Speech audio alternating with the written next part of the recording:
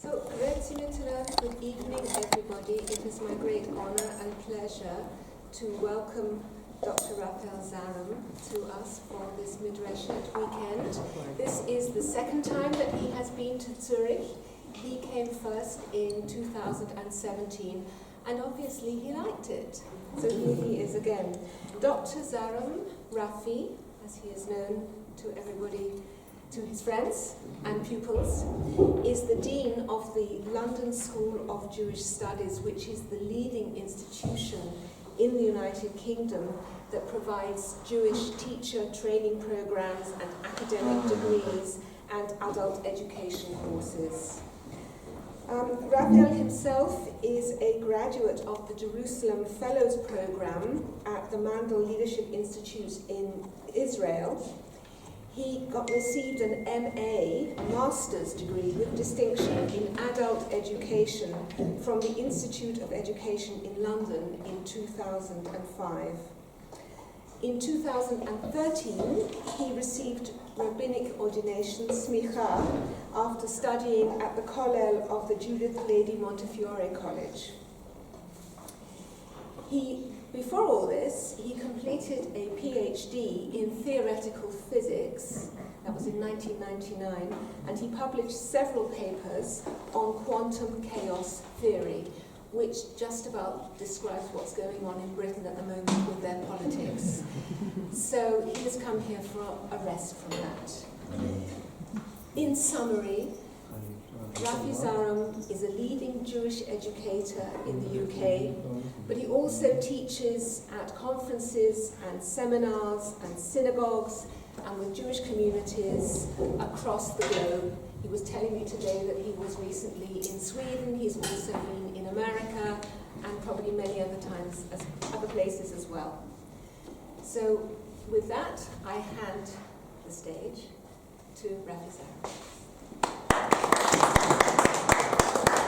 Michelle, it's a great pleasure always to be here and to come back and to recognise so many of you.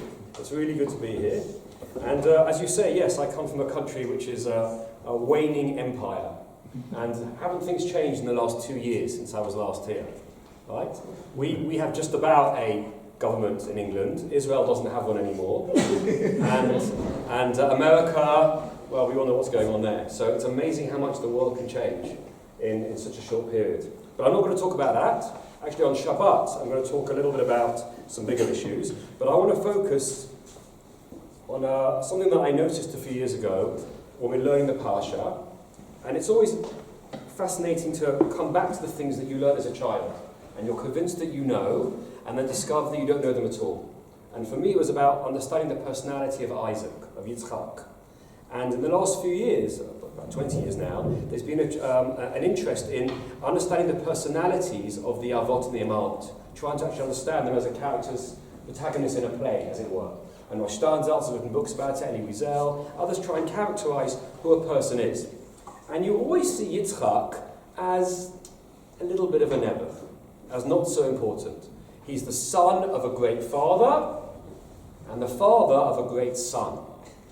But he himself doesn't have many sidrot, right? Abraham gets 3 or 4 sidrot that cover his life, and with Yaakov and his son, they made a musical. I mean, it's a huge issue. But Yitzchak doesn't seem to have so much. What's his character?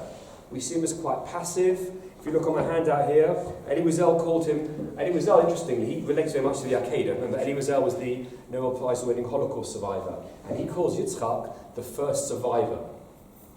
Because the surviving of the Akedah, he then compares to the Shoah and that whole feeling he has. And Rosh Steinsaltz, in his book Biblical Images, years ago, called Yitzchak the continuer. He continued what Abraham began. But neither of those really gets to the heart of what the character is about. There's spare handouts if you want. We'll pass them over here if you'd like to get one. But I started, you know how it is, you start on a path, you notice something, and you keep going and it opens up a whole world. So I want to talk to you tonight about the 7 loves of Yitzchak, and about love itself, and where you see in Tanakh. Okay? So it's quite surprising. So I want to begin, and I want to focus very much on these 2 verses, which are in the Sedra of Toldot in a few weeks' time. And as I'll show you, all of Jewish learning, all of Limud Torah is about reading slowly, really, really slowly, and noticing what the words really say. So hopefully, I might be able to show you things that you've never seen before, even though you've read these verses many times.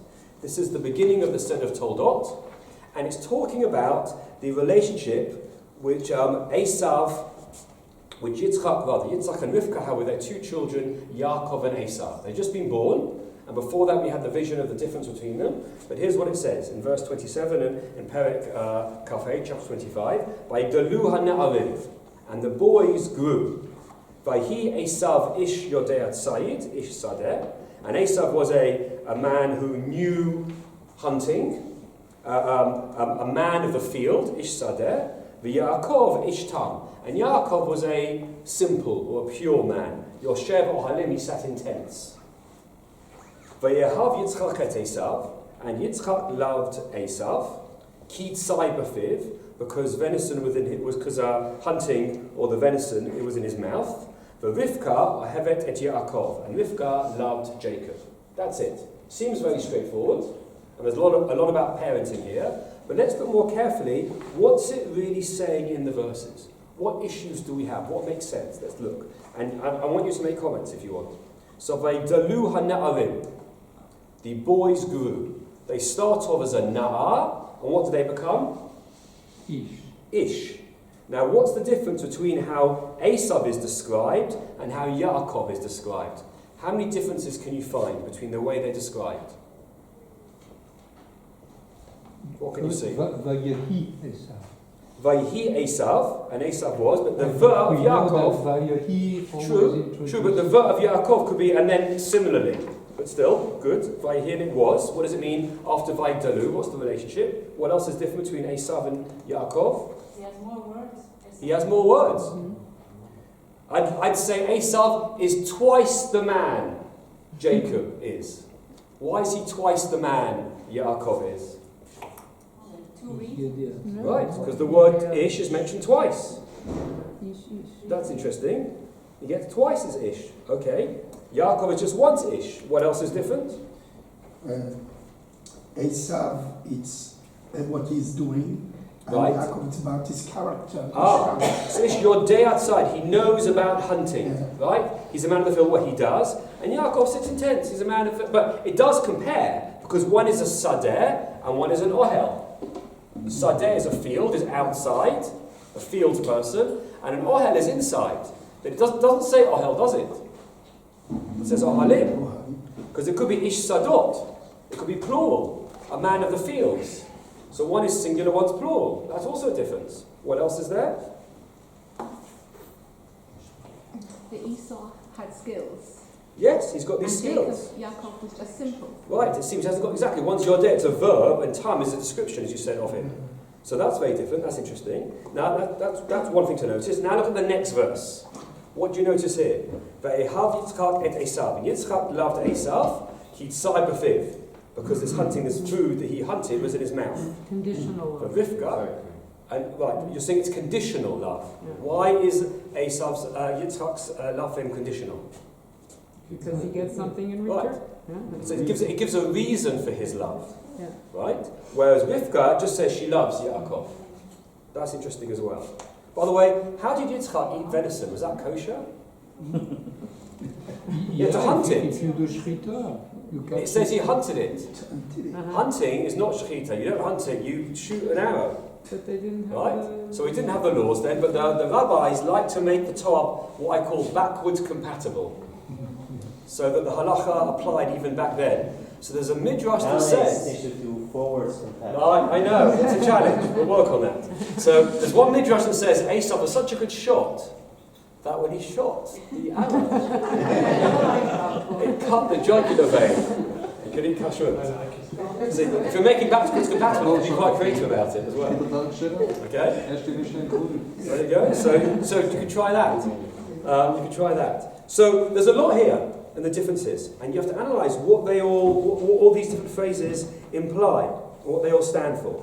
So what the midrash is sensitive to that. Before you read midrash, you have to analyse the text yourself, because then you see what the midrash is responding to. Midrash is not for children. unfortunately, we teach to children. So then when you become an adult, you think it's for children and then you miss it. It's thoughtful stuff of the rabbi. So let's see what they say. Vayiglu ha'na'arim, Rabbi Levi amar mashal lahadas vitzvonit shahayu gedelim ze al gabei ze v'kevan sheglu v'hivruchu ze noten recho v'zen chocho. So it's interesting. It's talking about two different flowers, two different plants, as it were, a rose bush and a myrtle, and they kind of grow on top of each other, and they look similar. They look similar, these two plants. But then at a certain point, one of them brings a beautiful smell, and one of them creates thorns. Have any of you been in Israel to Ne'ot Kedumim? Been there? It's this wonderful place where they grow plants from the time of the Tanakh, and they have here the two plants growing together, and they look very similar until they blossom, and one makes thorns, and one makes flowers. And that's the rabbi's description of your children. Right? They all look very similar, right? Seem to be doing the same things, and then at 12, 13, 14, things start happening. Doors start shutting, music starts going louder, and voices start getting louder, and they start having their particular personalities.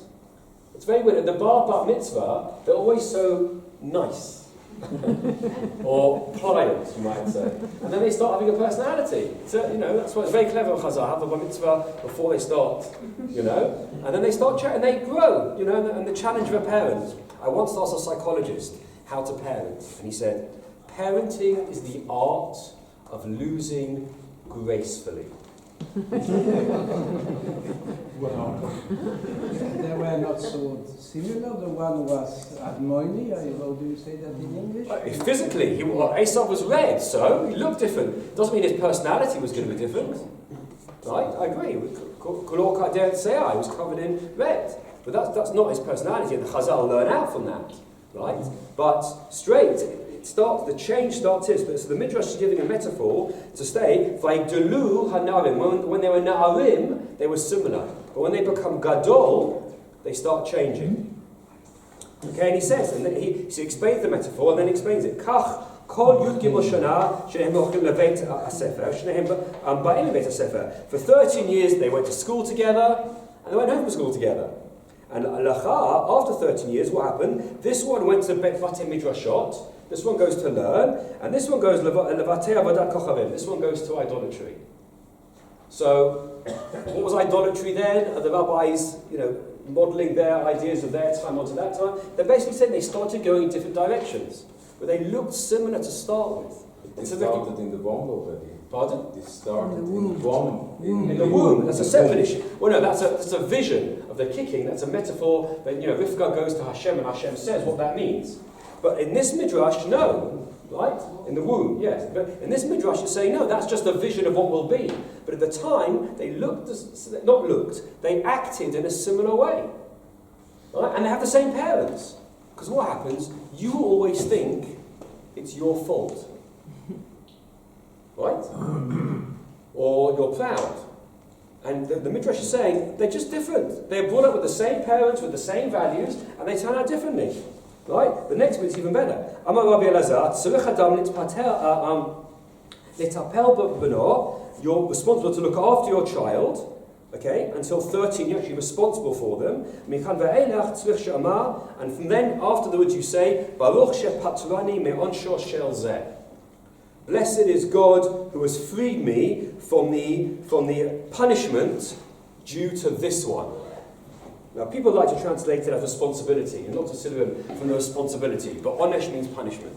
And this line, Baruch, is a line that parents are supposed to say on their daughter or son's bar mitzvah, the mother and the father should say it, really. Some do it aloud, some do it quietly, and it's not a great line. It's basically saying, thank God I'm not responsible for this one, and what they're going to do now, because they're going to do aveirot and sins, and I'm not responsible anymore. So it's not a very positive statement in this context, but that's what it means. It's saying that I'm not responsible, because there's a recognition in Chazal, in the rabbis, that at this age they start thinking for themselves and having their own path. And no matter how they were brought up, that's part of how they're built. It's very weird. Some people are brought up from a very non-religious background and become very dati, and children of Rabbanim and Dayanim that I know turn out not religious at all. And their parents are very sad. of how this is. And often it's not anything particular, it's just their personality and the way it interacted. That's what it seems to be saying here. There's a great difference here. Okay, you have to deal with that, and that's why this midrash makes suddenly the house of Yitzchak and Rivka a house that we're learning about, that we can relate to. The midrash is trying to say to us, they brought them up the same way, and one turned out to be good, and one turned out not to be so good. So it's an educational lesson. And Rav Hirsch, in his books on education, writes a lot about this. Yeah? But actually, they're not brought up the same way, because it says that Yaakov loved Yitzchak and well, the the question is, when do they start doing that? Because that pasuk is after they grew. When they're ish. So once they started going down this path, right, their parents reacted in different ways. And interestingly, Yitzchak, one of the Avot, loves Esav, who's not frum. He goes to Avodah Zarah. But he gives his father a really good meat. A really good cut. You say that here? Yeah. A really good cut of meat. So he likes him. These are the Avot here. Why are we learning this? Right? If you read it straight, it's quite surprising. Yeah. How do you know he's not frum and he's making up Dazara? So I'm following the Midrash. That's all. The Midrash, yeah. Yeah, I'm following. No, I'm saying, what are the Chazal who write this Midrash thinking? What's Rabbi Levi thinking? We are taught to think so, but it's not written anywhere. Of course. Well, they're learning out from the phrases. When he says Ish Yodei Tzayid, Ish Sadeh, they're trying to work out what that means. So again, I'm going to give a Midrashic explanation. I'm going to try and show you how they got to the Midrash. But I'm saying, even if Rabbi Levi is saying this, Rabbi Levi is comfortable with saying that Yitzchak prefers a son who is not dati but brings him meat. According to Rabbi Levi, because he follows that Midrash. So how can he say that? We assume that you should like someone who's religious. He doesn't. That's also interesting. The assumption that you relate to your child on their religiousness only is not compatible with this Midrash. Sorry, just a short question. Kitzai Befiv, basically, is it the only pshat to read Befiv is Yitzchak's? We'll get to that. Good question. Right, what's the fiv? What befiv? Kitzai befiv, that was in the mouth of Esav or in the mouth of Yitzchak? It's not clear. Good. You're noticing things. Let's keep going in the Midrash and you'll see. Vahi Esav ish sadeh ish yodei tzayid. Now what does it mean yodei tzayid? He knows. Because tzad, to hunt, is you don't normally have da'at. It's an act that you do. It's a ma'aseh. Why do you have awareness to do that? So what do they say? Tzad et habriot befiv. Because what's he saying? In the next verse it says that tzayid is in his mouth. So tzayid is to hunt venisons, to hunt wild animals, kosher animals, right? But he's according to the Midrash. But they're relating the two together. So he's a man of hunting, but hunting was in his mouth. Now what does that mean? Hunting was mouth that he ate the food, or he hunted with his mouth.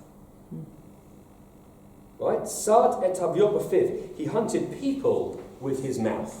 What does that mean? La ganavta ma ganavimach. Did you steal something? What did you steal?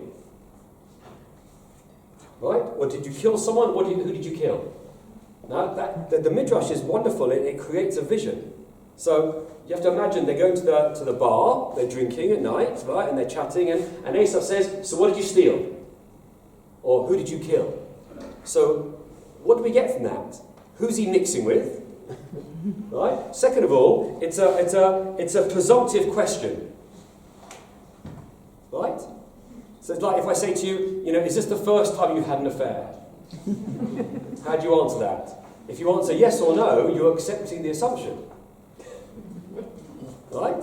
So when he asks the question and says to him, if you stole, who did you steal from? He's already trying to get into it, and he's trying to find out what's going on. Who's stealing from who's killing who, what's going on in the world. So he's using his mouth. He's not just a person who's a physical hunter, but he's got the gift of the gab, we say in English. Or he knows how to talk to people and find out the gossip, what's going on, and how to get stuff done that's nefarious.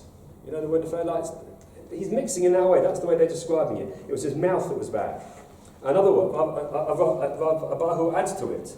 Abahu says, Sodani, Saidani, Sad Babayit, Sad Basadeh. He would trap at home, he would trap in the field.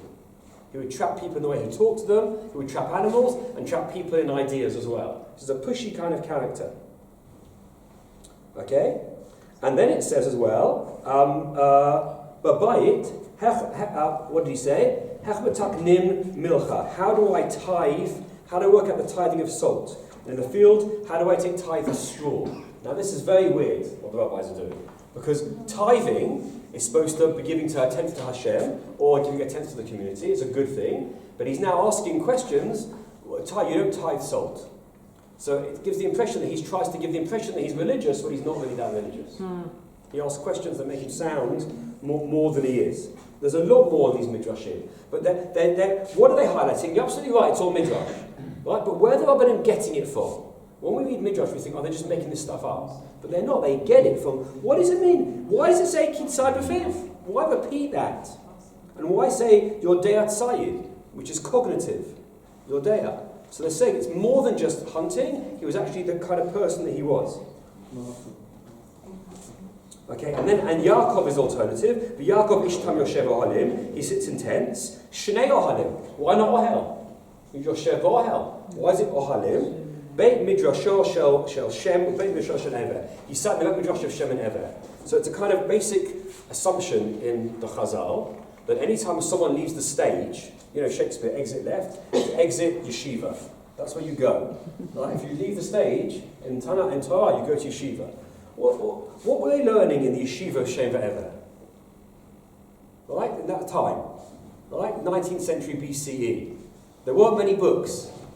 What does that mean? And why is this? What's this whole yeshiva? You might have heard of it. The yeshiva of Shem and Ever. Who was Shem? Shem was one of Noah's children, right? Noah. And Ever was a great-great-grandchild of his. Right? If you follow the ages at the end of Noah, how long they lived, they were all, remember, there's 10 generations from Adam to Noah, and 10 generations from Noah to Avraham. Now, whether you take this literally or metaphorically, I don't care, but in the context of the story, if you follow it, when Avraham is alive, all the ancestors are still alive. Do you know that? Yeah. If you add it up, Shem, they're all alive when Avraham is born. So they're all alive at this point. And they're passed away, but Shem and Ever are still alive. So what do you think Yaakov's learning from Shem and Ever? Because remember, Esav is also learning.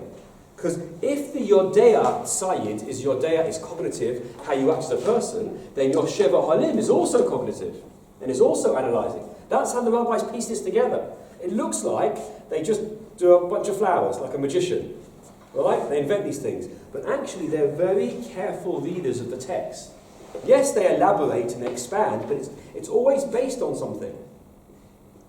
Right? So what does it mean that he's sitting in these tents? What did he learn from them? What do you think? What would you ask Shem if you met him? About God, about the uniqueness of God. Yeah. Well, what was it like in the ark? Right? That's when Avraham asked Melchizedek, who was Shem. What was it like? What did you do? Right? You know what he said, by the way? There's a story that Avraham meets Melchizedek, who is Shem, speaks Parsha, and he says to him, what was it like? If you could have a one-to-one with the Rambam, Rav Soloveitchik, what would you ask? So if you could meet Shem, what would you ask? What was it like in the ark? And Shem said, we were busy all day. It's a midrash. Because what were you doing? He goes, we're doing chesed. We're doing kindness. He goes, what do you mean? There was only 8 of you. What do you mean chesed? You couldn't give charity in the ark. He said, no, we were feeding the animals. So in that midrash, the origin of Avraham's chesed is the way Noah treated animals. Interesting, right? The whole chesed message, Avraham and chesed, we think, where does it come from? It came from a deeper connection that Noah had to all of life. And out of that, we then focused on chesed to humanity. Very interesting. That's a side issue. The point I'm making is what were they learning? What do you think they learned with Shem Be'ever? So as you said, what is God? History. Where does humanity come from? The nature of the universe. So they're both learning. Esav is in the pub learning how to do really good business, steal and kill and do what he wants. And Yaakov is learning philosophy and history and culture. But they're both educated. And they're going different paths. Again, that's the double ohalim. If you think that Yitzhak ate Shrita, according they learned Gemara that it's where generation believing.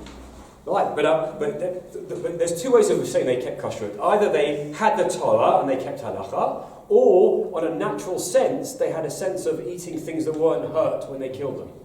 So you can read it in either way. Interesting is to know that according to the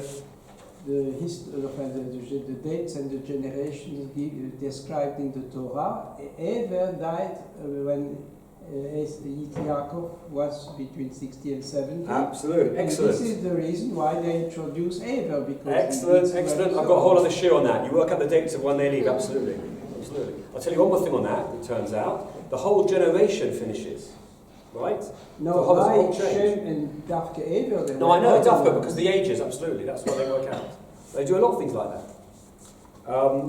Right. So why am I telling you all this? Because this is all about the relationship Yitzhak has with his children and with his wife, understanding who Yitzhak is. So he's got a son who he knows isn't great, but he's as a hunter, he really appreciates him. It says that he loved him. And this is a classic line that everyone disagrees with. How can you love one child more than the other? By the way, does it say that they love one child more than the other? No. What does it say? They say by Yaakov with Yosef, but not from... No, but exactly. Here it just says he loved him for a reason, and Rivka loved. So we think two things. Esav loves Yitzchak loves Esav, and Rivka loves Yaakov. But it's more subtle than that. Let's look at the Midrash, and it's a very complicated Midrash. So much so that underneath is the commentary on the Midrash. Everyone looks at the commentary on the Gemara. People don't often look at the commentaries on the Midrash. I've translated them because they're not on the internet. You can't actually, I don't want to type it all out. So this is my translation of the two commentaries on the Midrash. But let's read the last Midrash. The Rivka, so let's do, so we'll do Yitzchak first. V'yehav Yitzchak et Esav, ki tzai b'fiv. He loved him because tzai was in his mouth. What does that mean? Right? Kopar tava lapumya, v'kasa tava lapumya. He loved good roasted meat in his mouth and good wine in his mouth. That's what Yitzchak liked. We're seeing Yitzchak in a whole new light. Yitzchak is a man who liked really good meat and really good wine. You know, you go to a restaurant and someone in Israel, right, actually you can make a decision, right, of decent wines, right, and decent meats. Yitzchak would have the menu and say, no, you don't want that, you don't want that. You're sitting there like this. But bring these wines, let me see, no. And the meat, a bit more, you know, do you want it well done or, he doesn't want his meat well done, right? He wanted it rare, right? I'm trying to give this is weird about Yitzchak. You don't see Yitzchak in such a physical way, but the Midrash does, because he says side b'fiv. So it's fascinating to see it in that way. We're going to come back to that. So we're beginning to see what Yitzchak is about. But Rivka hated Yaakov, and Rivka loved Yaakov. And if you're wondering where they get Midrash from, this seems completely outlandish to start with. Where the hell do they get this from?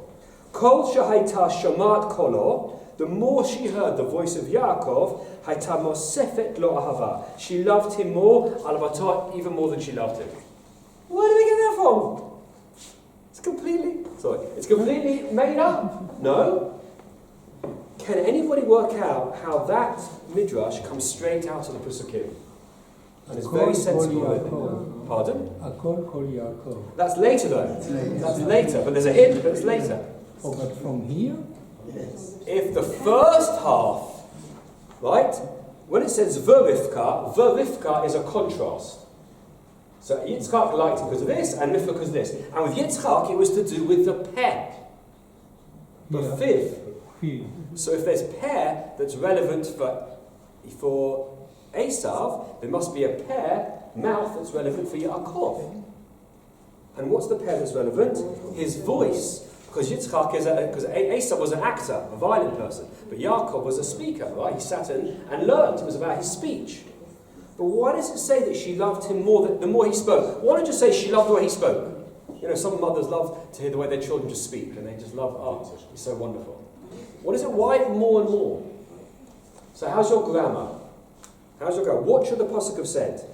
Vaye'ehav Yitzchak et Esav ki tzai b'fiv. What should the next be? Right, but Te'ehav, or Rivka To'ahav, and Rivka loved, feminine, but not or hevet. Not that he loved because of this, and Rivka was a lover of him, continually. In the grammar there's a feeling of ongoing love, not just, in every, and continuing. So isn't that interesting? Just the subtlety of the Ivrit. You see the difference. Yitzchak's was conditional and on a specific event, whereas Rivka's was ongoing and grew. But there's even more, because you're still seeing them as separate. Now look at the commentary. This is Matanot Kuhuna. He says, bottom left, we could say that the reason the Torah said Ohevet and not Vate'ahav, which you noticed, which would parallel Vaye'ahav Yitzchak, is because Rebecca would continue to increase the love she already had for Jacob. Right? In other words, it wasn't conditional, that's what you said. But look at the next commentary of the Nechmad L'Mareh, right? Which is the other. I've got this big, I don't know if you have it here, the Midrash Rabbah Menukad with a great commentaries down the side, all explained. It's really, really good. And this is what it says. This is my translation. The Midrash is challenged by the fact that the Torah gives a cause for Isaac's love of Esau, because venison was in his mouth, but not for Rebekah's love of Jacob. To this, it could be said that the reason the Torah says because venison was in his mouth is enough of a reason also for Rebekah's love of Jacob, because each time she would hear his voice refers to whose voice? Esau, who kept on saying to his father, have some more meat. So let's read the Midrash again. He's changing. Kol shai tashma b'kolo. The more she heard the voice of Esau, not Yaakov, the more she heard the voice of Esau saying to his dad, have some more meat, and he eats it, wonderful, wonderful, then she would love Yaakov more. Why? Why? Because it's so the difference between the two. To compensate.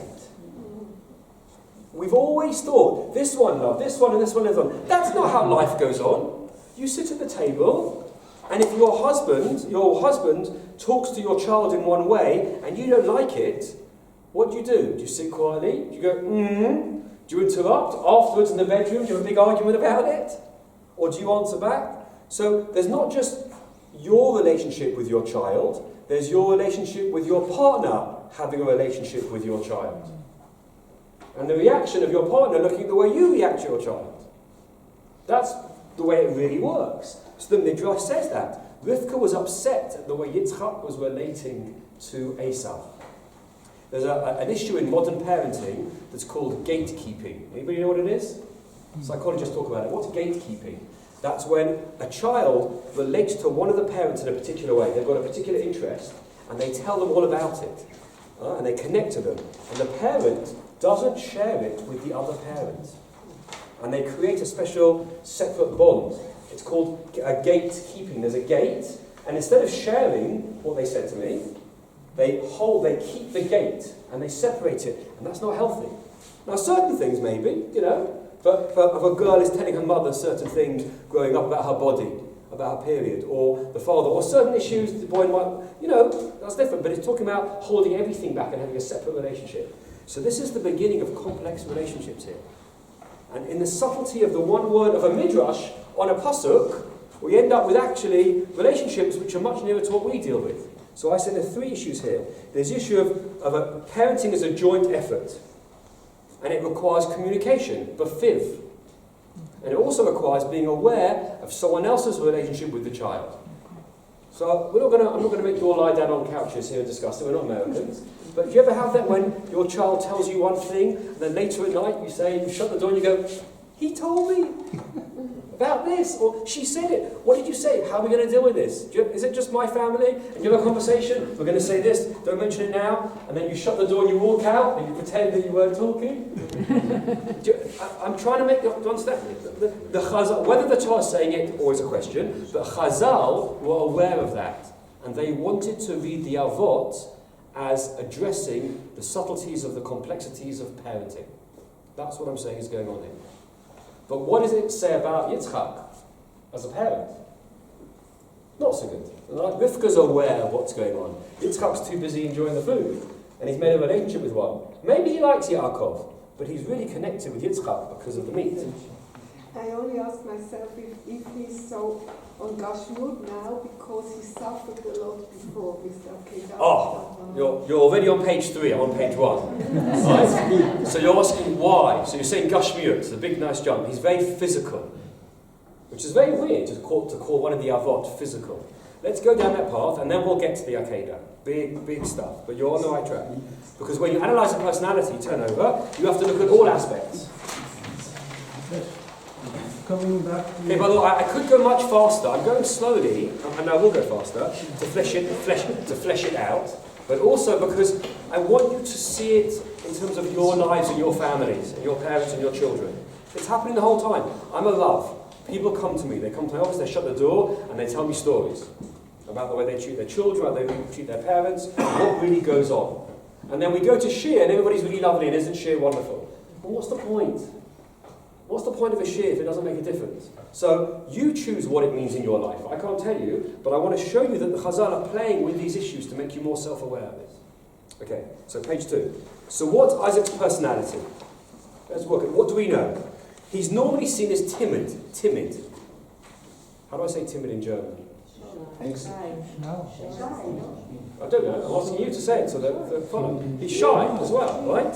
Why? Because after the Akedah, he doesn't even talk that much in Torah. Maybe the Akedah did that to him. It could be, right? And in fact, when Rivka first sees him, remember, she's brought back all the way back to find the man, and she sees him in the field, and he's wandering, just like meditating, you know, whatever he's doing. And it says, what does she do? Vatipol me'avakama. She fell off a camel. Did she know who he was? She suspected. Yeah. So Hirsch says, you think on the way back she wouldn't have said, no, what's he like? Until she recognised him, right? And she was like, you know, she was surprised with the story, but he was meditating and She wasn't sure. She asked him, yes, a confirmation. Right. So we have that. Now also, by the way, what does he do differently to his father and what's similar? His father was involved in a war, chapter 14. Does Esav get involved in any fighting? Not that we know about. But was he a good businessman in Parshat Toldot? Absolutely. This is a few verses after what we just read before. By Yisrael Yitzchak be'eretz hahi, right? This is when he goes to Gerar. By Imsar b'shana hi me'ah sha'arim. He did 100-fold. It's amazing that the word me'ah sha'arim in the Torah is about good businessmen making great investments and being wealthy. That's what me'ah sha'arim means in the Torah. Go figure. It's just interesting. Things change. Pardon? Things change 100-fold. Yeah, absolutely. Right? V'avachei Hashem, and God blessed him. Right? It's interesting, and God blessed him. But look at the next verse. Vayidal ha'ish, vayelech haloch v'gadel ad ki gadal ma'od. What a crazy puzzle. Vayidal ha'ish, the man grew. What does that mean, grew? It's just talked about wealth. It's talking about wealth. Right? Vayelech haloch v'gadel, and he went and continued to grow until he'd really grown. I mean, it's 3 times the word gadol is there. And what does it remind you of, by the way? Vayigdalu hana'arim. A few verses earlier, but the Vayigdalu hana'arim was the kids. Yeah. And this now is the father. So normally what happens in Torah is you pass on the mantle, the next person is important, and you step back. No. Right? Esav and Yaakov are growing, but Yitzchak still is doing business. He's still about what he's about. He's Gadol. His boys are Gadol. He's 3 times Gadol. Isn't it? It's so interesting. Until you read the Pasuk, it's such a... you never write about Avraham like this, or Yaakov. Right? This is a man who is a successful businessman, much more than his father. This Pasuk is not occurring to anybody else. He has to overcome the burden of his father. Could be. But he didn't see it as a burden. You know the wells that his father dug? Yeah. He then digs them as well. So people, the way Steinsaltz said that is, he had to copy what his father did. No, he just also did that. Because he did business well. This pasuk comes first. He does great business. Okay, I'll also do the wells my father did. I can do that as well. I can reopen them. I can negotiate that. But the best example is when he copies his father on the, what I call, well, Robert Alter calls it the wife-sister type scene. I call it the wife-sister switcheroo. It's much clearer. Remember the story with Avraham? He did it in Lech Lecha. Right? He does it twice. Right? My wife is my sister. He does it twice. Right? Because he's scared they might kill him, so he does it when they go down to Egypt, and then later when they go down with Avimelech as well.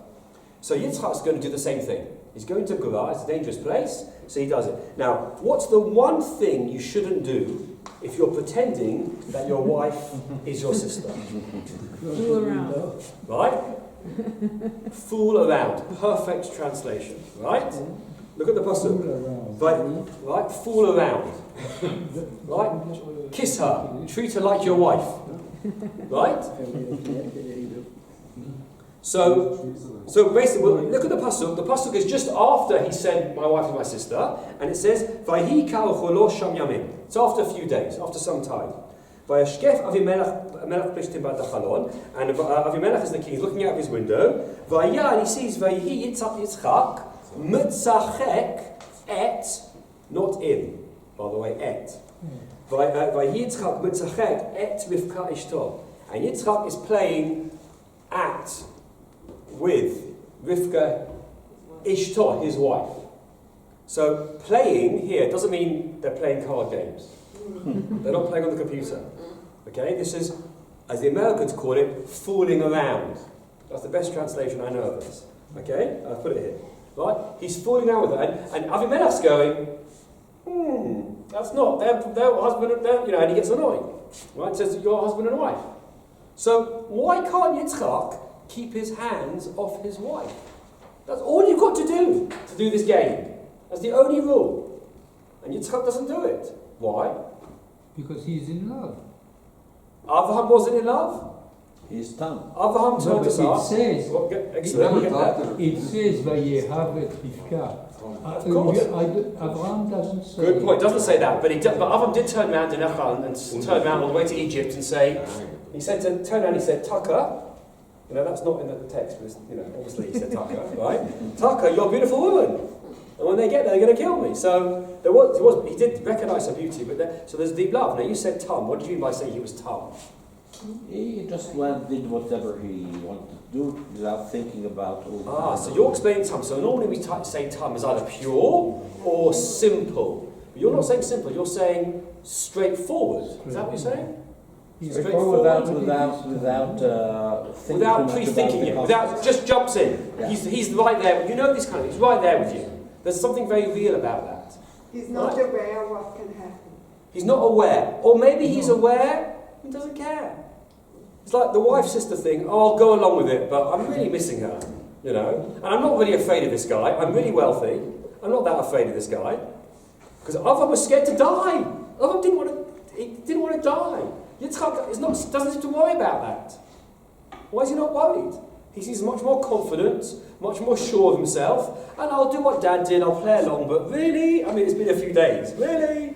Can I just get back together again? So we're learning in business, in sexuality, in relationships with food, and relationships with his children. It's 4 examples, and they're all based on Pesukim. It's a very different Yitzchak than we're used to. Is it fair what I'm saying? I sometimes go to shir where someone tries to argue about a character and they're putting in their psychological reading. I want to not read in, I want to read out. That's what I'm trying to do. So if I'm going too far, tell me. Is it based on Midrash? Yes, but I'm following Chazal. But Chazal, I think, saw Yitzchak like this. Not a subtle character, in your face, gusto, quite confident, give you another drink, likes his food, is not afraid to hold his wife, to cuddle his wife, all that kind of stuff. Fascinating. Okay? It's interesting that it's the same word actually. And that's the next bit, exactly. Vahi Yitzchak mitzachek. You can't miss that. It's intended. Yitzchak was playing with, but Yitzchak means to play. It means to laugh, to joke around. To love. Right, he was a joker. Pardon? Yeah. It means to laugh. Right? But also a mitzchak is a play. It's to play again. It's to play around. But when the Apostle says by Yishmael, Yishmael mitzachek. Exactly. And what does Rashi say on that? Exactly. So mitzachek can be la tov or la. Exactly. Playing can be good or bad.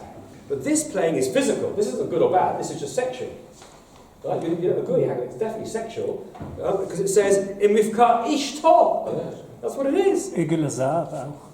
Yes, absolutely. So it's not that tzachek is good or bad. It can be different things. So Yitzchak, it's not that he's to be very physical. Gashmiut, we normally think is bad, but Yitzchak, no, it's not.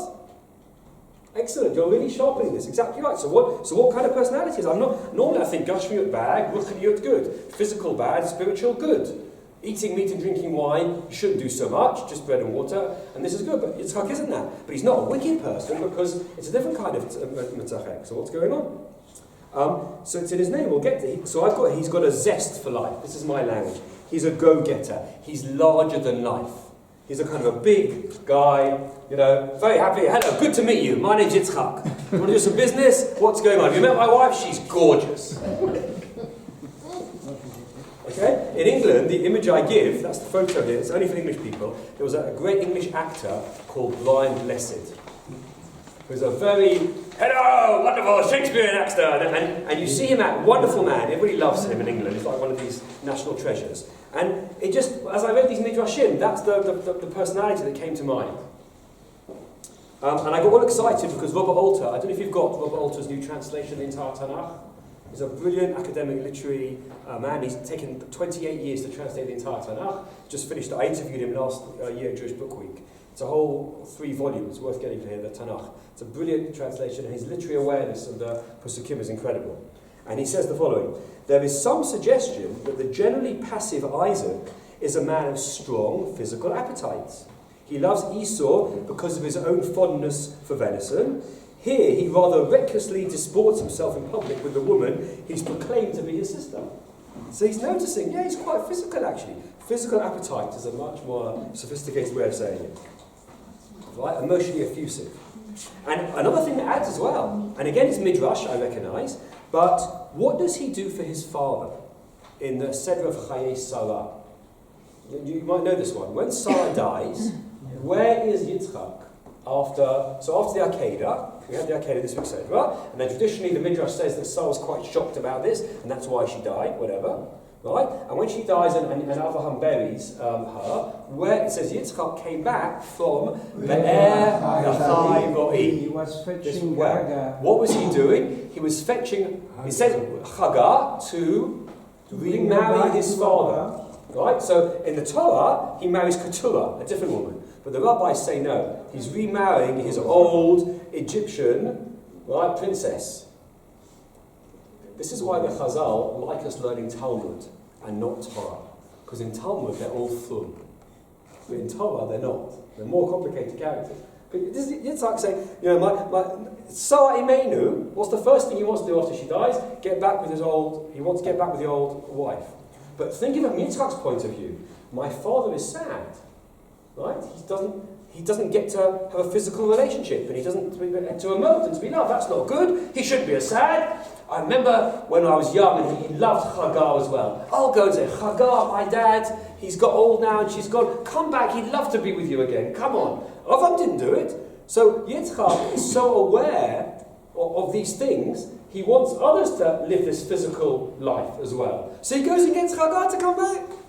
When you say it like that, it all fits. How old is he then? Pardon? 130. How old is he at that point? No, he's 60 when the boys grow old, but that was earlier, so it's between 40 and 60. So he's growing, it's interesting. So you put all these things together, if you add all these midrashim, it's called Shein Midrash, I think we've created a character of Yitzchak. Right? It's a really interesting character. But there's even more than this, by the way. Because I noticed, after this, we used the word ahava. Remember, Vatehav, he loved him and she loved him. Yeah. And then you noticed and you said, with Avraham, it doesn't say he loved his wife. So I thought, where is love mentioned in the Torah? And that's very important. Chazal are very always aware when a word is used. So I looked it up. What's the first time love is mentioned in the Torah? Excellent. In the Akedah. Okay. Take the son that you love, Yitzchak. So the first story about love is about Yitzchak, the father loving him. And guess what? The first 7 mentions of love in the Torah are all about Yitzchak. Since source 5. By the way, I hadn't planned this. When I was researching this, you know when you're on the right path with the shir, because then Hashem says, okay, there you go. Unbelievable. It's like, lay it out, look at this. And all of them tell you, reflect and reinforce this complex personality. The origin of love in the Torah is Yitzchak. It's not Avraham. And by the way, it's not love of God. There is no love of God in Sefer Bereshit. Only love of people. And meat. I'm a student of Torah. I don't want to read into Torah Thumkeit, or what I'm supposed to read. I want Torah to teach me how to live my life. And Chazal. I'm an MRC. Tell me, and I'll read. I'm not trying to push it. I don't want this. I was surprised. I was very uncomfortable. What kind of personality is this man? But I want Torah to teach me how to live my life. And some of the assumptions that we make, maybe they're Western assumptions, or middle-class assumptions, or medieval European assumptions that we're putting onto the characters that Chazal never had. And we have to get past that to what the real story is. Is it possible? You could argue it's impossible. You know, I'm thousands of years later, it's impossible. But the Chazal have a view. Or can I try my best? If I listen carefully and stop trying to control it and let it be, you end up with this fascinating character. So who is he? Let's look. So the first example is that Avraham says, God says to Avraham, you love him. And I know you love him, but I want you to take him up. And as the story goes, if I was filming this, the boy that you love, in this moment, even though Hashem is speaking to him, I would have the camera would pan onto little Yitzchak playing. Right? And so it's all about Yitzchak. He's the first boy that is loved in Torah, in terms of publicly. That's number one. Next mention, right, of love. See if you can tell me the context. He brought her, Yitzchak brought her into his tent, the tent of Sarai. Sorry, he brought her. Who's her, by the way? Rivka. So Yitzchak brought Rivka into his mother Sarah's tent. Vayikach Rivka, and he took her. That means marriage, by the way. Connection. And she was his wife, so they made love. Vayahaveha, and he loved her. Vayinachem Yitzchak acharei, he was comforted after his mother died. What's the context here? This is Chayei Sarah. This is after she brought a wife for him. So the first mention of love is by Yitzchak as a son. The second mention of love in the Torah is Yitzchak as a husband. He's the first husband that loves, not Avraham. It's Yitzchak.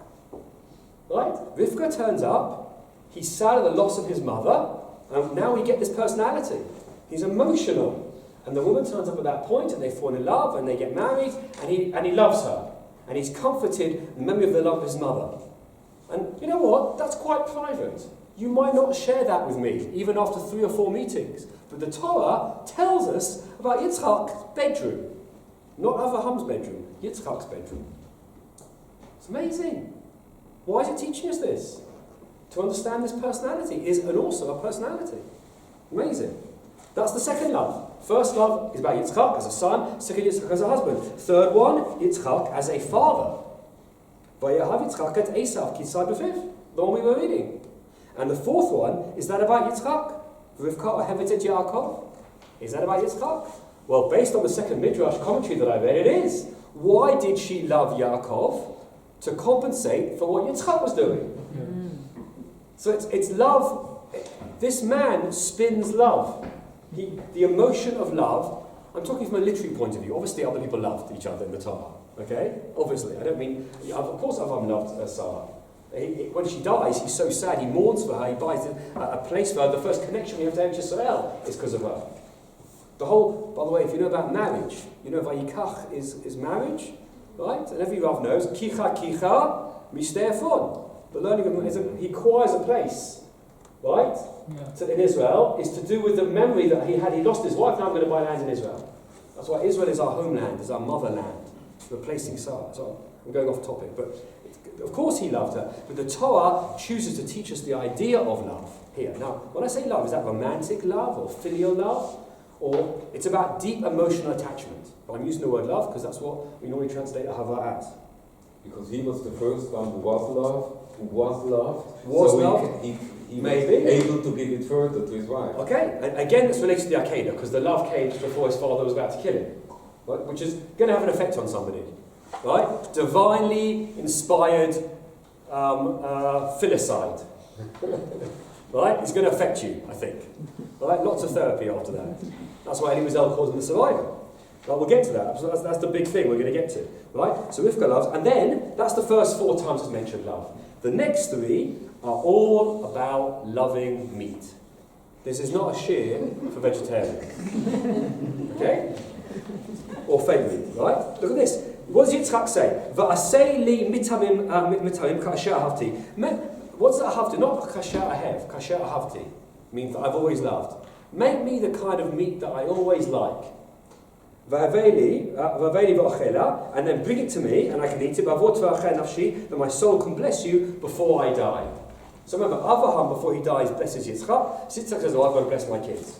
I've got to do it as well. But I've got to be in the mood. So what's the mood? Make that food, kasher ahavti, that I really like, that my favourite dish. Do you know your partner's favourite dish? Both ways. Do you know them, what they make, what they like? Or their favourite restaurant? Do you know them? You should. Right? There was a game, a TV series in England called, in the 70s called Mr. and Mrs. Right? It was very non-modern. Remember that program? Mr. and Mrs. What happened is Mr. and Mrs. Smith would turn up, and Mr. Smith would go into a booth, and they put headphones so he couldn't hear anything, say, Mr. Smith, what is your husband's favourite dinner? And she'd go, fish. They go, what's his favourite colour? What's his favourite television programme? And he'd say this. And then they'd take the thing off and say, Mr. Smith, what is your favourite? And then to check. And if they got it right, they got points and they got prizes. It was a programme. Mr. and Mrs. Amazing, right? The women always got it right, and the men. So, and there is an eighth case where you have Yaakov with Rivka. Yes, we're going to get that. So jumping, that's page 4. That's good. Good. I know I'm on the right track. If you're ahead of me, that you're not, we're going to get to that. But I counted all of them. The first 7 is these. These are the first 7. And 7, as you know, is always the number of completeness of a theme. Right? The next 3 are, Yitzchak says, the food that I love, right? Make it for me. So even though it's about loving food, it's asking his son, Esav, to do it. Make the food kasher ahavti. If Esav did not know his father, could he have made that dish? No. So the love isn't about the food. It's about the relationship. But the food symbolises it. Can you see that? Kasher ahavti is assuming a knowledge that you have. You know how I like it. So that means you know me. That's a relationship. And look at the next one. Lech na elatzon. This is now, because you all know the story. I'm assuming you know the story. What happens? Esav goes out hunting. Rivka hears this and says to Yaakov the following. Lech na, she says separately, go elatzon to the shiva kachel eli misham. Go take for me shnei gedeizim, 2 goats, some good ones. Ve'eseh otam atamim la'avicha, right? And make them for a thing for your father. Ka'asher heb, that you know he likes. So she knows what he likes. And Yaakov knows what he likes. We all know Yitzchak's favourite menu in the Torah. Why does it doesn't need to say kasher ahead? It could have just said make it, to copy. You always thought the issue in the story was copying in order to get the bracha. No, it's about relating to the love. It's obvious now. Right? Bracha comes from love. Connection, blessing comes from love. So he's got to be in love. You know what Yitzchak loves, so you know you make it. And the next time, Yaakov went and did it, and brought it to his mother, his father, Yaakov did know the menu. He didn't have to say, Mom, what is that? He knew. So Yaakov loves him, Esav loves him, and Rivka loves him. So the 3 mentions of meat are really all about the relationships. It's all about Yitzchak. So when I learned this, I was sitting there going, can't believe it. It's so clear. Feel free to challenge me, because I'm very happy to, but it's shouting at me. Yitzchak is the source of love. Everything around him, he breeds love. Maybe his overzealousness, you said the straightforward, makes other people relax. Because he's relaxed and says, have a drink, tell me what's going on. They maybe are more emotional and warm as a result. Do you have some people around you like being around them because they make you happy? And they make you more warm and loving. I mean, maybe you're more loving anyway. Or maybe you're the Yitzchak. But certain people in the room and everyone's like happier and it's more fun. And sometimes they go a bit far at a simcha. You know, you have to sit them down. But they're great people. That's Yitzchak. So there's a question? Yaakov seems to be the only one that doesn't know how to prepare it, right? Because otherwise... No, he does know. Because it says... No, the mother... why does she make it? And she it's a good question. Yeah, it's a question. But when she says, jumping around in number 6, when she says that he loves to Yaakov, Yaakov must know what she means. Why? Not necessarily. No, but the assumption is. Given the recipe. Or no, the assumption is she's referring to something that Yaakov's aware of. It might not be, by the way. There's a good question. It could be that Yaakov didn't get it. right? But she knows it, and she assumes that Yaakov knows it. You know, if you say to your child, go and do that thing Mummy likes, He knows. right? That's you assuming that your daughter knows that. Now she might not, but you thought she did. No, but he knows. Yes, but then she but makes you it. know- But his you know question how is, to but then she prepare it. makes it. When Yaakov is in yeshiva, he cannot cook. He's not in yeshiva yet. But that's exactly. He's not in yeshiva yet. It was in Yoshev Ohalim. Okay, that's true as well. If you follow early, then already, yeah. That's exactly the problem. Yaakov did not know what his father Could be. wanted. Could That's be. why maybe Yitzchak loved him less because he didn't get food from Okay, him. so yeah, so this year's, you're absolutely right. I'm focusing on Yitzchak tonight. So Yaakov is on a kind of secondary character. You focus on Yaakov, and we'll do that just for a bit at the end. But it's true, it's more complicated. You're absolutely right. There's a great subtlety, right? Because I've done it so slowly with you here now. You're critiquing because you're saying, yeah, that's quite right, but there's another level of it. So it's not challenging to say, absolutely right, it's complicated. Yaakov might not have fully understood this, but Yitzchak is still a person that effuses love. His father, the Torah tells us his father loves him. The Torah tells us he loves his wife. The Torah tells us he loves his children. And the Torah tells us that his wife loved him. And at least one of his sons knew how to love him. And maybe the other one as well, we're not sure. That's huge. That's everything. That's all the relationships. It's covered all the bases. It's incredible. Why is it written, Vatevarcha nafshi? I know, it's interesting. What is it? What does nafshi mean? My soul. Yeah, I know. Well, it's literally, by the way, it doesn't mean so. Because this might make you want to buy it. Robert Alter's translation of Tanakh never uses the word soul once in the entire Bible. He says the characters in that period and the writers were very physical. They didn't talk about conceptual things. And nefesh means life or life breath. Yeah. But it would say. Right, so he says, when he translates, when it says, when Hashem rested, Vayelach b'mashvi, Vayinafash at the end of the pasuk. Vayinafash, we always translate and was refreshed. And Alter goes, what, he got a Coke? You know? Says, no, what does it mean, Vayinafash? God rested on the seventh day, Vayinafash, and caught his breath. That's how Alter translates it. Incredible. It's consistent all the way through. And shows you that when you use breath and life, which are the correct translations, that the text means something very, very different. But usually nefesh is something Later on, no, that's neshama. Neshama, ruach, nefesh are the three words that are all used by Chazal later on. But in the Tanakh, they're more physical. But it's self, basically. You can look on the internet. I interviewed him at Jewish Book Week. There's an hour interview with him, and I asked him this question. He talks about it. But Nefesh self. self, again, self. Do you think people 3,000 years ago knew what self was? The Greeks thought the brain was a cooling mechanism. The Mesopotamians thought that the mind was in the knowledge came out of the ear. Self is a modern concept. Individualism, self-realization is modern. Yeah, that's true. But it's false because the word goof does not exist in the Tanakh. I know. Yeah. So Right. nefesh is everything together. Yes, but which is life. Your life. Right? Nefesh is Right? Because you wouldn't use it, or you wouldn't use it on a dead body. In creation, lenefesh, chaya, means they came alive. Yeah. So it's alive, really. Anyway, the Still, point. he could have said Va'avarechacha. I know. But nafshi is because it's my life. He's getting him involved in this. By the way, the irony is, how many years did Yitzchak live after he did this? A long time after. So why is he thinking he's going to die now? He can't wait. As you say, he's very much, I want to bless you now, let's do this kind of stuff, let's get on with it.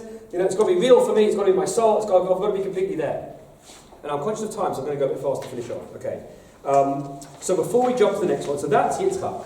Now the question is why? And I would have liked more time for this, but I'll do this in 10 minutes. Why is Yitzchak like this? And you very perceptively said very early on, it's the Akedah.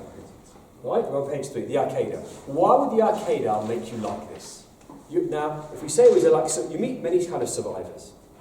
And there's all different kinds of survivors. There's some survivors who won't buy germ products, who are very careful and frugal with their world. And there's others who are very involved in life and jump in and do everything. Who knows how you're going to react to that kind of situation? We're not judging chas v'shalom anybody. But how did Yitzchak, based on what we've learned, react to the Akedah? He said, well, I could have been dead, and I'm not. I'm going to jump into life. That seems to be the idea. Is that in Chazal? Yes. this crazy Gemara on page 3. And I'm going to interpret you the way my Rav taught it to me. You might think, but you might never have seen this Gemara, but it literally is crazy. When I tell them, they go, it can't be there. They look it up and they're shocked. So I'll explain it to you, we'll go through the process. So the Gemara is talking, look at the context, about the Jewish people and that they sin a lot. And in fact, they've sinned since creation, but God always forgives. But what happened if they did so many bad sins that they weren't worth saving? What then? That's the context. If you read the Gemara before, that's what we're up to. So the Gemara says, what does it mean in the Pasuk? There's a Pasuk in Isaiah, Ki ata avinu. You are our father. It seems to be talking to Hashem, it's Isaiah. You are our father. Ki Avraham lo yadanu. Avraham didn't know us. For Yisrael, who's Yisrael? Yaakov. Lo kiranu, didn't recognize us. Ata Hashem avinu. You, God, are our father. Go'aleinu al-shmecha. Save us forever, eternally, because of your name. So what's interesting in that pasuk? No mention of Yitzchak and mention of Avinu twice. And the Avinu are Avram, Yitzchak and Yaakov. So it mentions Av twice. Once is about Hashem. Maybe the other one isn't. Ki ata Avinu. So they do a whole drush based on this. What is it? In the future, Hashem is going to be really angry with the Jewish people. And he goes in heaven up to Avraham and he goes, Banecha chatauli. Your children have sinned against me. What do you think Avraham said? Avraham ish chesed. Avraham, so wonderful. What does he say? Wipe them out to sanctify your name. Avraham says kill them. Why? We must have really sinned. What kind of sin would Am Yisrael do that would make Avraham give up on us? But when we daven, we say, okay, Avraham Yitzchak Yaakov, Zechut Avot, we're saying, because of Avraham Yitzchak Yaakov, forgive us. But Avraham's in Shemaim going, you've gone too far this time, I've had enough with you. So what does Hashem do? Amar Emel Yaakov. Pardon? Yes, so I missed out. Yes. Sorry, I missed out a bit. Right? Maybe, right? So basically, Hashem is not happy with Avraham. In other words, when Avraham says that, Hashem doesn't smile, like with Sodom and Amor, when he bargained down, he was happy with that. Hashem's like, no, that's not the answer I was looking for. So he goes to Yaakov, and he goes, Hayalot Sa'ar Gidel Banim. What does that mean? He had difficulty bringing up children. He'll be more understanding, Yaakov. He had solace. Much more than, with all his kids. He'll get it. Maybe he'll be more merciful. So he says to Yaakov, he goes to Yaakov's house, and he says, Yaakov, your children have sinned. Yaakov says the same thing. Wipe them out. I mean, first of all, I told you it's a crazy Gemara. What happens? The old guy's got no reason. The young guy, and you can't get counsel from children. He calls Yaakov a kid, and Avram an old man, and they don't get it. It's so playful the way Chazal talk about HaKadosh Baruch Hu. And I am playing with it, but that's because it's written in that way. If you know your mate, it's written in this really fun way. Yeah, Dav the K is really... Yeah. Well, of course it's in a fun way. Who's it about? Yitzchak. He's all about fun. Yitzchak. He's all about fun. So, Amalol Yitzchak. Banecha chatauli. And I'm going to tell this to you correctly. I'm going to read it, I think, correctly. So he goes to Yitzchak, there's your children have sinned. Amal lefanav. So Yitzchak responds, Ribono shel olam. Master of the universe. Benai, my children? They're my children? V'lo banecha? They're not your children? Have you never said that in your life, by the way, with your partner? Look what your children are doing, right? They're my children all of a sudden. And he quotes, at Mount Sinai. I know it's in the future, but for Chazal you can jump around. Right? Well, it's after the fact. It's actually in the future, so it's in the future. So he goes, remember Mount Sinai when they were all there? You called them, and he goes, remind me, God, didn't you write in your Torah, Banai B'chori, my children, the firstborn? Right? Achshav Bani, now they're my children, they're not your children? I love the way he talks to God. He goes, what do you mean they're my children? He quotes, God, just read here. I think you'll find they're your children.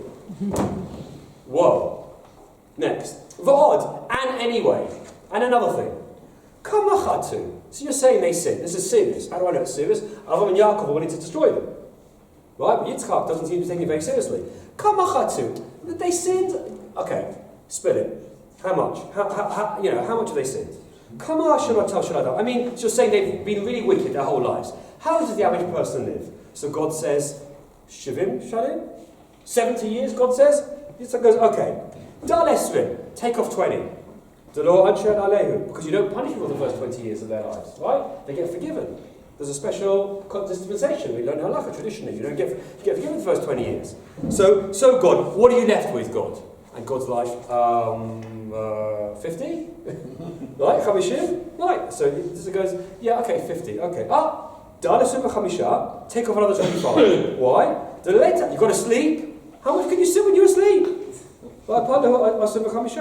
Right? So now you're left with 25 years. So you want to destroy the entire Jewish people for 25 years? Okay, let's think. Then he says, wait a second, you've got to eat. Right? You've got to pray, you've got to go to the toilet. You can't sin that much on the toilet. Right? So how much time do you think you spend on the toilet? There was a comedian once, by the way, he tried to work this out, how much time you spend on each different thing.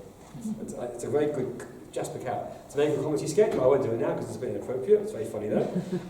So he goes, now obviously, by the way, you can sin in prayer. You can not have kavana. You can sin when eating. You can eat treif and not bench. Right? Although maybe if you eat treif, you shouldn't. It's a great shayla, right? You definitely bench on Yom Kippur if you have to eat. Right, you go to the toilet, right? So, and again, you can do that badly. So he says, you spend 12 and a half years, so take off 25. Notice he's halving, by the way. 50, 50, 25. It's like Va'ela, but it's different. I've got a little graph comparing it to your scientists, the graph, by the way, how the numbers go. 50, 45, 40, 20, 10 is like that. This is like this by halving, right? It's logarithmic. So this is a geeky scientific conversation, but it's logarithmic, right? Obviously, Yitzchak's logarithmic. He's Yitzchak. It's like much more.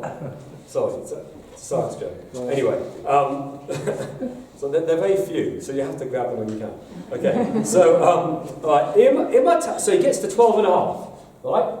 By the way, he's teasing God here. So he goes, so you want to destroy the whole Jewish people for 12 and a half years. Really? And God's like, well, I did when I came in, but now I'm not so sure. Okay? So Yitzhak goes, Imataso velet kulam, right? If you can handle just 12 and a half years, mutav, fine. I mean, come on. V'im lav, you know what? Let's go halves. You take 6 and a quarter, and I'll take 6 and a quarter. Come on. Can't say fairer than that. It's like bargaining, right? We know this guy was a good businessman. And if you say, I can't take 12 and a half, it's too much, I can't do that deal. You know what? I'll take it all. Why? I put my soul in front of you in the Akedah. That's it, that's his ace in the hole. Right? He goes, after all, I nearly got killed for you. Surely that's worth 12 and a half years. This is a great deal. This is a great deal. He pulls it out now. Okay? So what happens at that point? Patchu va'amu. Then the Jewish people said, Ki ata avinu, you Yitzhak are our father. Right? Amar Yitzhak, they said to Yitzhak, Achi atem, right? So then Isaac said, don't praise me, praise HaKadosh Baruch Hu. And so they immediately said to Hashem, you are our father. So the pasuk means, you are our father. Because when push came to shove, right, when the chips were down, Abraham was nowhere, Yaakov were nowhere. But when we were about to be destroyed, you're the one who saved us. And so he goes, yes, I'm your father, but the true father is HaKadosh Baruch Hu. Now let's go, Ata Avinu, Miram Shemecha, the end of the pasuk. That's the Gemara. And when I first heard it, my Rav told me like that. He told it verbally. I was like, there is no way the Gemara says that. And I went to read it, and I sat there, reading Gemara Shabbos, thinking, what the hell is this about? And I have said it in a very facile, comedic way, but I don't know how George Aramaic is, but I think it's in the text. And it fits with Yitzchak. What's he saying to God? What's the point of the story? I mean, it's really outlandish. For those who think, Agadah or Midrash is weird, this is so way out there. This is no attempt at being reasonable. What's he trying to teach us? But it fits with what I've been trying to teach you tonight. It's a little like Jesus. Lahavdil. Lahavdil. As long as you say Lahavdil, you can say pretty much what you like. No, Lahavdil, he dies for the sins. And Yeah, he atones for but his sin. Yitzchak, the big difference is Yitzchak didn't die for our sins. He didn't. By the way, slight difference. He didn't die. For No, sins. yeah, But it was By the way, there's one late medieval commentator that says, you know, Yitzchak had to carry his own wood to the Arcadia. yeah. They say like Like you should. Yoshki, who carried the cross of Yeah. Delarosa to the Arcadia, right, to the crucifixion. Okay, but what does it tell us about Yaakov's personality? Right? Imagine walking into the courtroom of HaKadosh Baruch Hu. When we talk about din on Yom Kippur, I take it very serious Yom Kippur. Right? It's Sunday God, the whole situation of defending God, and we're all very serious, and Avraham and Yaakov have said no. This is serious stuff. And Yitzhak walks in and goes, okay, I've got lunch in 2 hours, I've got venison waiting, what's going on here? Right? And just plays the fool. What's going on? And God listens, and I think God smiles. God's always smiling. It's also difficult to understand because Avraham is Chesed. Yes. And Yitzchak is Gevurah. Yes. And Gevurah is something But much more... Gevurah and Din. Okay, yeah, Gevurah and Din. Yeah. So the true Din is this, because Din, Chesed's important, but there's an aspect of Din here. What's he saying to God? So I'll tell you, there was a novel years ago, I've forgotten the title now, but it's a very self-aware novel, and in the novel, the author of the novel is in the novel, and he's thinking about whether he wants to kill the main character. And in the second chapter, he meets the main character in a bar, and he tells the main character, I'm thinking of killing you off in the next chapter, right? And the character in the novel goes, what can I say? You're the boss. I can't stop you. That's what Yitzhak's doing. He says to HaKadosh Baruch Hu, you made us in the first place. So, what do you want from me? You made human beings. What did you expect if you give us free choice? You granted me life. I'm going to take it for granted. That's the way it is. What do you want? We're just human. We just go to that's the idea of the story. We go to the toilet, we sleep. We're just physical beings. We're not like angels. What did you expect when you made a physical world? Right?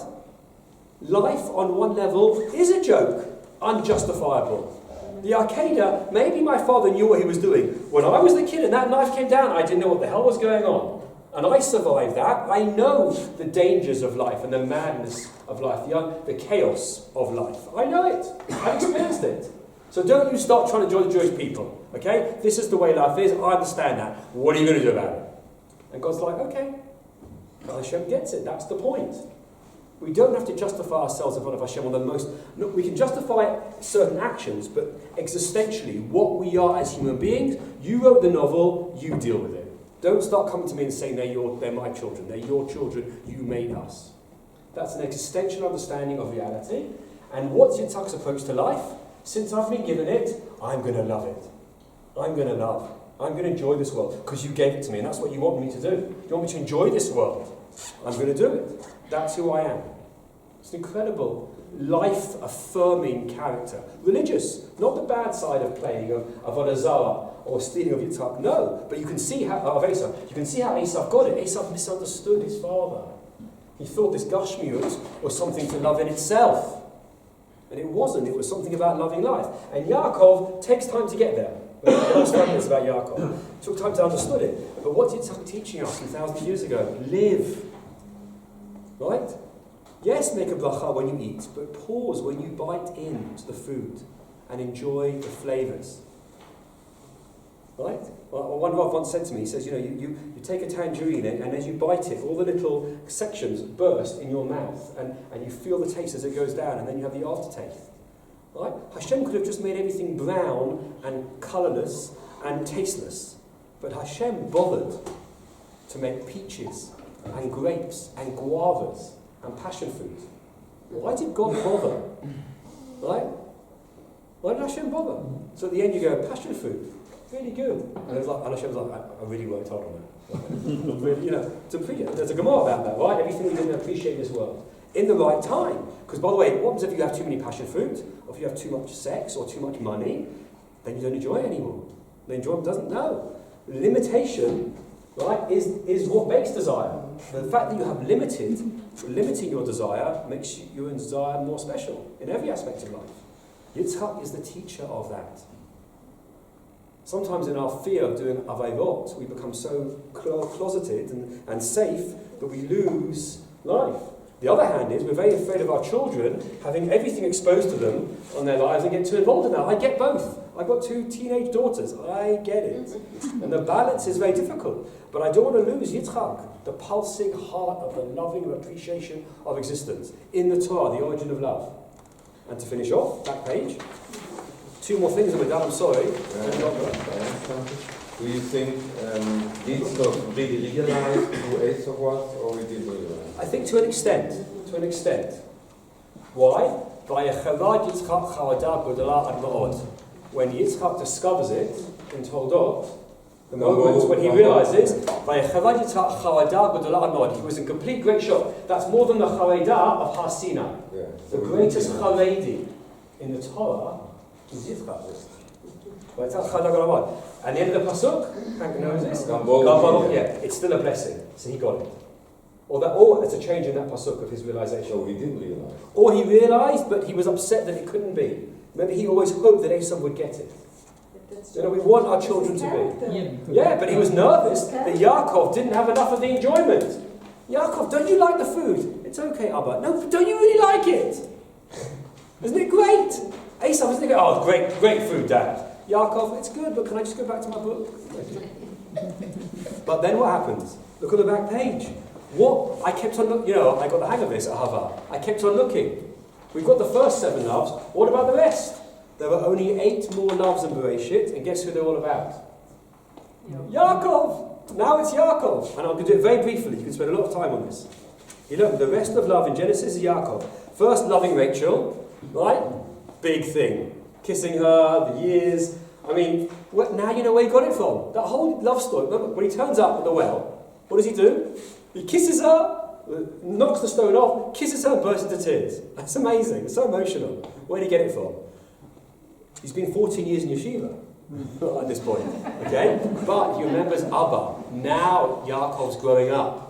This is what Abba was teaching me. This is what the bracha is for me. I've got to love. Right? 7 years he felt short weight because of his love for Rivka. He loves her more than he loved Leah. All that's about loving Rivka. Leah hopes Reuven's birth will make Yaakov love her. You think love was big with Rivka and Yitzchak was one pasuk. Here, pasuk after pasuk, all about love. Shechem thinks he loves Dinah, but Yaakov, the daughter of Yaakov, relates to the love of the story there. Yaakov loves Joseph more than the brothers. Again, built on his father, then he goes similar to his father. And the brothers see this all too early, that their father loves another one and not them. And Judah knows how much Yaakov loved Binyamin and losing Joseph, and that's the whole story there. It's all about Yaakov now. We could do a whole show on Yaakov and love, but built on his father and then his own particular example of it. But what the most amazing thing is, there's no Ahavat Hashem in Bereshit. There isn't. Ahavat Hashem, which for the Rambam is the first of the mitzvot, loving God. No, so Ani Hashem Lekech is the first. The second is Ahavah Yirah, that he teaches in Sefer Maga. Right? Ahavat Hashem doesn't occur until Shemot. Har Sinai. First mention of love. Order of God. Right? Exactly. Second of the 10 Commandments. Lo yelecha Elohim acherim al panai. Don't have other gods before me. Lo tishkav alehem. Lo tavdam ki ani Hashem Elokecha el kana. I'm a jealous God. Again, God having passion. It's complicated philosophically, but emotionally, God is passionate. And what does it say? What does God do? I do chesed la'alafim. I do chesed for thousands. La'ahavai, to those who love me. Ulashomim, and keep my mitzvot. So you can't learn to love God until you love people. Right? And in fact, the Rambam says this, by the way, right? In Hilchot Shuvah, chapter 10, he talks about love and says, how much should you love God? Chapter 10, I should have called this, how much do you love God? Just like a man loves a woman, v'shogeh bat hamid, and thinks about it all the time. He can't eat and he can't sleep. You've got to love God more. That's weird, because God's love is physical, is spiritual, and this is physical. How can you compare the two? The Rambam says, no problem. When you fall in love, right? That's why halachically, a chazan is supposed to be married. How can he ask God for forgiveness? He's never been married. He's got no idea what forgiveness is. But do you understand? I'm doing facetious. I mean relationships, right? Unless you've had to live and hold a relationship together, how can you plead? By the way, that Rambam I said at my wedding. I didn't translate it. I told Jacqueline I was going to say it, but I read out that Rambam about how much you love Hashem. When you fall in love, you understand it.